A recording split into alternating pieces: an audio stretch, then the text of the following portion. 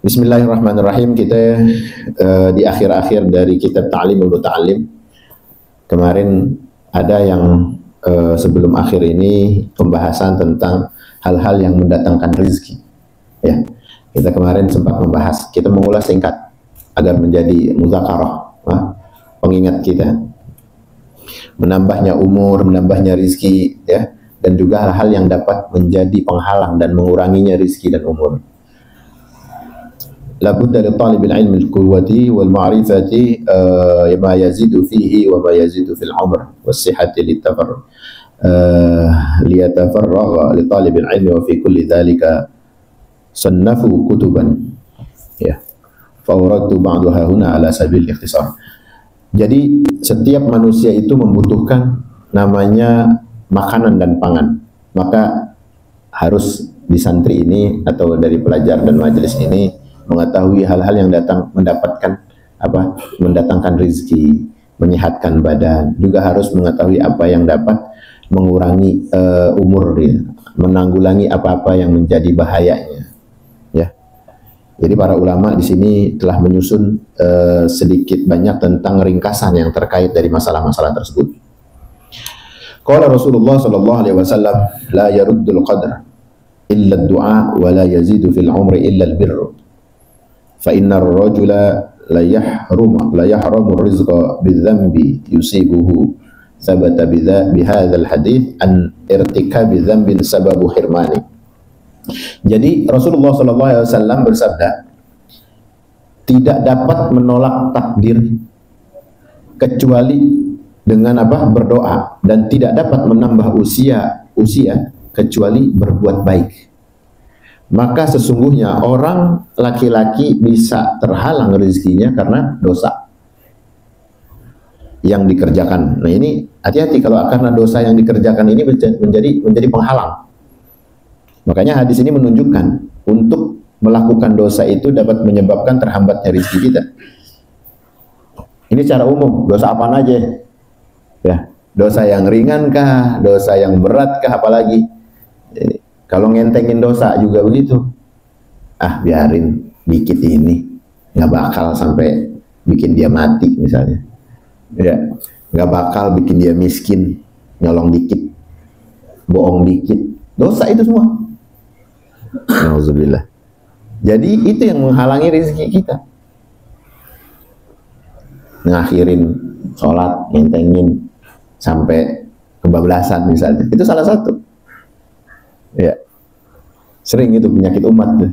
Nah ini kita kalau pengen tahu awal dari pencapaian kita dianggap dari doa itu terkabul, mulai sikap kita itu berubah atas ibadah. Datang misalnya ada panggilan azan, tergugah, alhamdulillah, Allah kasih waktu sampai masuk azan, berarti ada panggilan kemenangan. Itu yang kudu dipikirin. Alhamdulillah umur sampai di zuhur, umur sampai di asar, sampai di maghrib, sampai di isya, umur sampai di majelis, sampai tahu ilmunya. Itu semuanya disyukuri, lalu disikapi, bukan cuma disyukuri. Syukurin loh, tahu makin berat loh. Bukan gitu. Semakin beratnya ilmu yang dia tahu sebetulnya, itu makin tinggi derajat dan makomnya kelak di surga.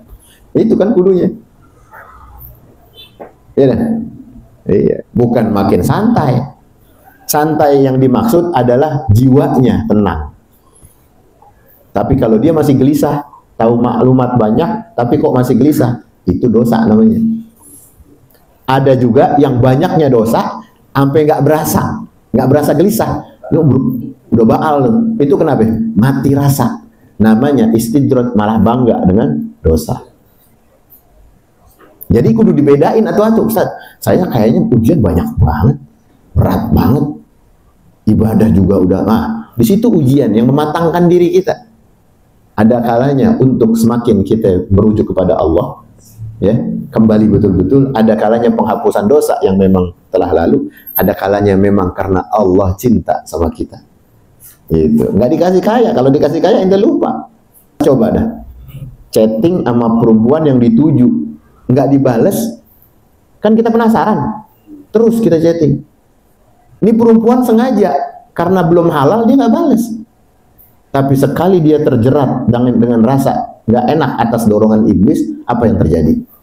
Amani laki kira-kira. Wah, dibales juga. Udah mulai nggak bisa tidur. Udah kelepok-kelepok mondar mandir salah. Sholat kebayang-bayang dia, dijawab surat gua, surat cinta gua, dia tangkap. Nah, tuh kan repot kan? Gara-gara apa?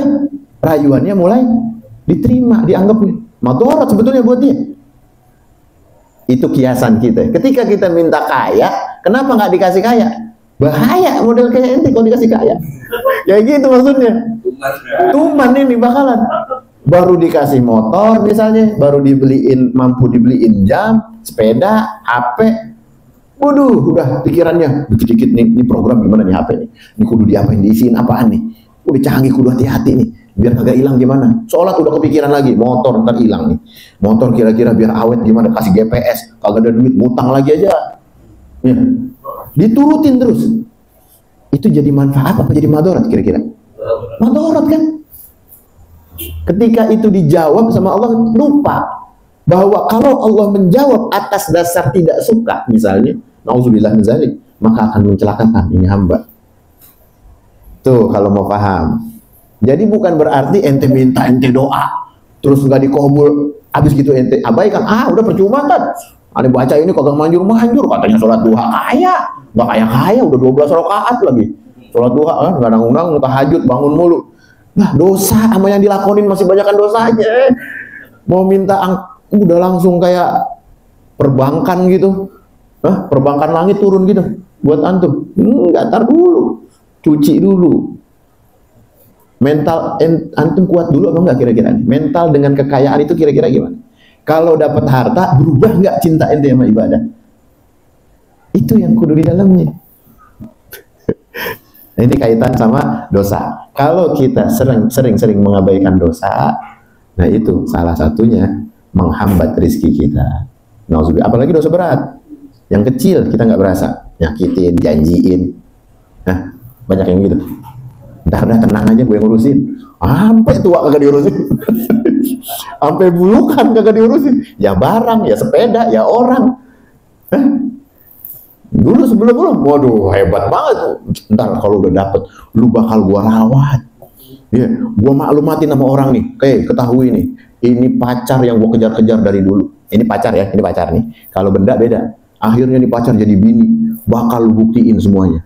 Ngomong manis banget. Wah, lagi kumpul sama teman-teman nih. Akhirnya dapet apa yang dia tuju. Ceritanya gitu.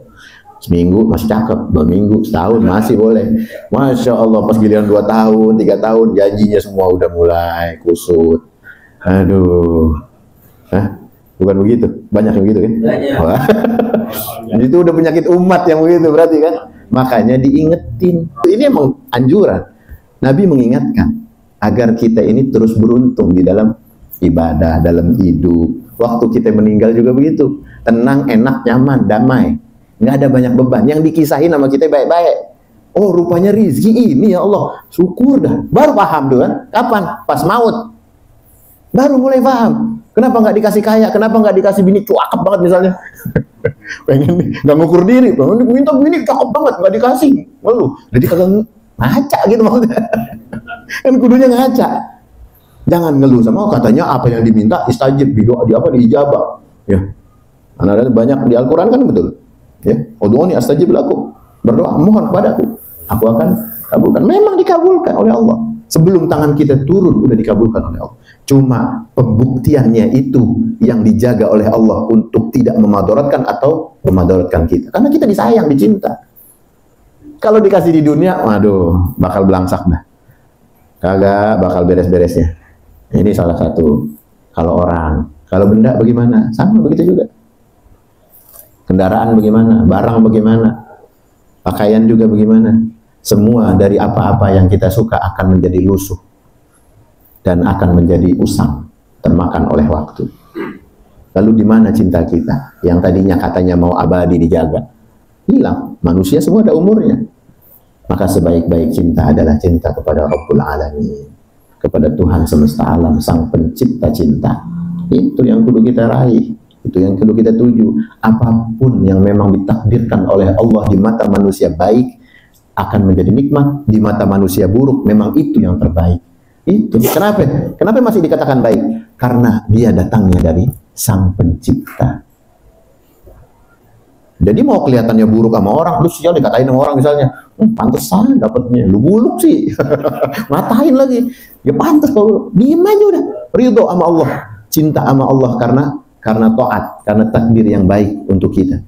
Menerima takdir baik dan buruk itu adalah tingkatan takwa yang luar biasa. Gitu, hati-hati gitu.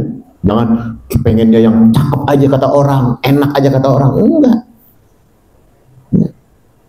Jadi apa yang kata orang enggak baik pun kata kita baik. Kenapa? Karena memang datang dari Sang Pencipta. Lalu kita sering-sering mengukur diri dan muhasabah diri.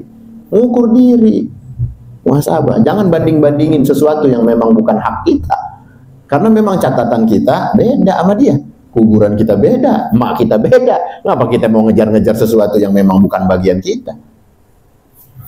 Ini salah satu, kalau kita menyadari itu akan mempermudah jalurnya rizki datang masuk. Gitu. Kenapa?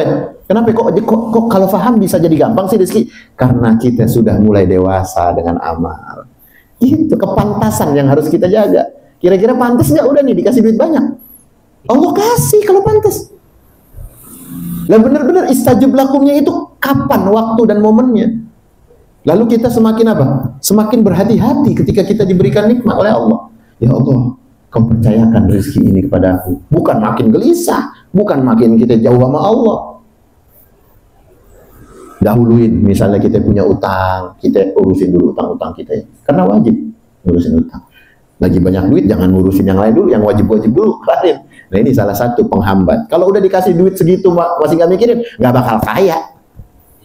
Paham? Dikasih urusan dikit nih yang kelihatannya ada untungnya, lalu diabaikan lagi kewajibannya, nggak bakal dikasih kaya sama Allah. Jalan di tempat lagi entar. Maka urusin yang wajib-wajib dulu. Anak, istri, nafkahin. Entar dulu, temen entar dulu. Anak bini dulu aja. Bahagiain dia karena dia yang patut paling layak untuk kita bahagiakan. Anak bini, orang tua terdekat. Baru habis gitu teman dan kerabat. Karena emang kalau kita ngapa-ngapa di rumah yang datang siapa? Orang jauh, orang mana-mana, teman kagak. Anak bini dulu, keluarga dulu yang datang. Nah ini kita harus menempatkan. Jadi kullu syai'in muhimun. Setiap sesuatu di muka bumi yang di hadapan kita dengan ilmu ini jadi penting. Gitu. Semua jadi penting. Tapi apa? Qaddimul aham minal muhim. Maka dahulukan yang terpenting dari yang penting-penting. Jadi semuanya penting, tapi kita duluin yang mana, yang memang anjuran agamanya diduluin.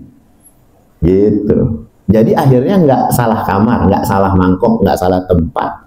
Ya, mangkok bukan buat bukan buat nasi gitu. Mangkok buat kuah. Jangan juga piring teplek buat kuah, bukan tempatnya. Mauran ente makan.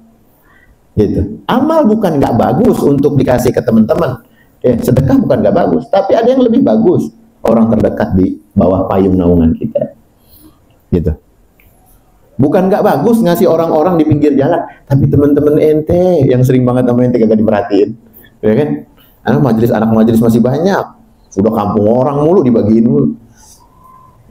Ya, nah ini salah satu kita menempatkan diri. Bagaimana dari mana kita berangkat, dari mana kita berasal, di mana kita bernaung. Ini supaya kedewasaan itu tumbuh dan muncul. Sampai kapan Allah pantas memberikan kita martabat mulia atas rizki yang diberi? Dari situ mulai tumbuh kepercayaan dari langit untuk kita.